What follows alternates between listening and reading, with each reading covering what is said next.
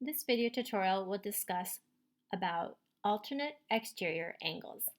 Let's take a look at the definition. When a transversal, such as line T, intersects two parallel lines, such as these two lines with the red indicators, alternate exterior angles are formed. In a previous tutorial, I explained about what exterior angles are. They fall outside of those parallel lines.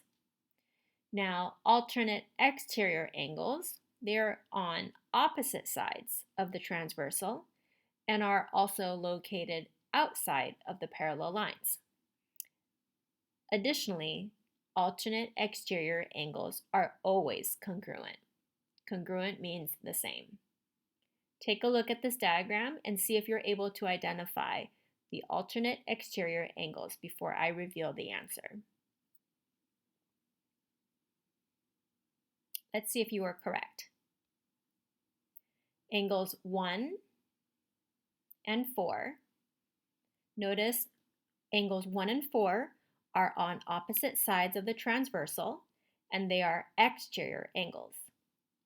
That is one pair of alternate exterior angles. Another pair are angles 5 and 8.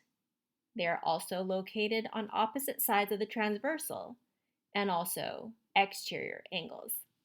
Let's take a look at this example. In this picture, we have transversal S intersecting two parallel lines, P and M. What we know is that angle 3 is 52 degrees, and we need to find out what is measure angle 4. Think about what the relationship is between angles 3 and 4. I hope you were thinking that they are alternate exterior angles, and you just learned they are congruent. So therefore, angle 4 must also be 52 degrees as well.